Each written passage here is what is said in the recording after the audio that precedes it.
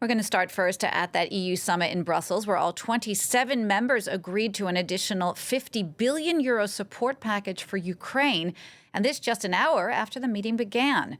That much needed aid coming at what's considered a crucial moment in Kyiv's counteroffensive. And despite what many thought could have been pushback from the Hungarian Prime Minister Viktor Orban. We're going to talk more about this now with analyst Natia Seskuria, who joins me now live. And Natia, thank you for taking the time to speak to us. How surprised were you that Viktor Orban did not block this funding for Ukraine and so quickly? Thank you very much for having me. I wasn't surprised, to be honest, because I think Hungarian Prime Minister, he knows very well how to play this game. And also EU leaders have adjusted to this current situation. And Hungary has served as a bottleneck for some time. And we have already, it's very, very well known where Hungary stands when it comes to the Ukrainian aid. However, Hungary has a lot to lose if it persists with this stance.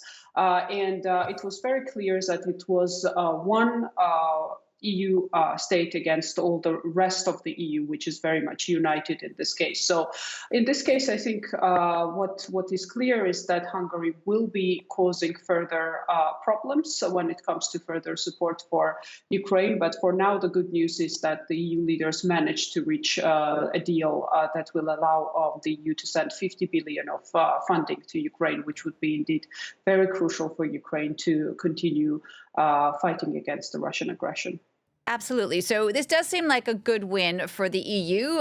Did Viktor Orban get anything in the exchange? Well, Viktor Orban has, as I mentioned, he has been using Ukraine as a bargaining chip, unfortunately, and he always tries to gain something at expense of joining the EU initiative. And in this case, he insisted on having an annual review of this funding and to have potentially a veto power. So far, what we know is that there will be some sort of discussion without having a veto power, but the funding to Ukraine will be reviewed on an annual basis. I'm not sure this is enough of a victory for Viktor Orban, but for now it is very clear that EU, regardless of the issues and problems with Hungary, still managed to send a very powerful message to Russia in the first place that that despite these issues, the alliance is standing united in support of Ukraine. Well, what are your thoughts on that, and particularly the impact on the Ukrainian President Volodymyr Zelenskiy? Does it seem like Ukraine is being abandoned by its Western allies, or is this a positive sign, perhaps also in regard to the United States that's still talking about giving more aid to Ukraine? It is definitely a very positive sign, and especially in light of the recent developments, we've been hearing recently a lot of discussions whether or not Ukraine should start thinking about sitting down at the negotiations table with Vladimir Putin. Putin himself was sending some messages, as he always does, that Russia is open to negotiations. And in a way, in light of the counteroffensive, which many argue that has not been as successful as it was planned, and I think that is pretty obvious now.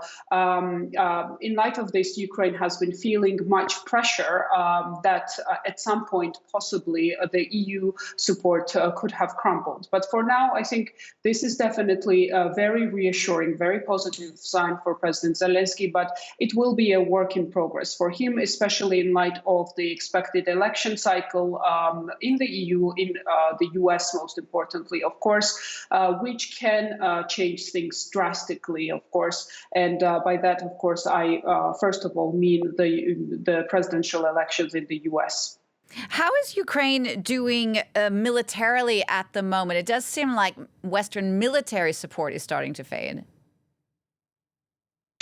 Yes, Ukraine indeed. What Ukraine is lacking nowadays is further military support, and this would be a huge issue for Ukraine as well as for the Western allies, because in order to sustain Ukrainian efforts and in order for Ukraine to stand a chance to regain a control over the temporarily lost territories to Russia is the only way to do so is through further Western military support. And now Ukraine is in need of artillery, air defense, and these issues are constantly being raised by Ukrainian leadership when it comes to high-level meetings and discussions with the Western allies. And I think it is very clear that when it comes to Western support, it is not only a short-term goal, but it is a long-term goal as well to keep Ukraine to maintain Ukrainian resistance against Russian aggression, because without the battlefield successes on Ukraine's side, Russia will be able to gain more control, and this eventually will become a huge issue for European allies, because I don't certainly think that Putin's only goal is to gain more territories in Ukraine. I think his ambitions are much more far-reaching in this case. Okay, Natia, thank you so much for taking the time to speak to us. Natia Seskuria. Thank you for having me.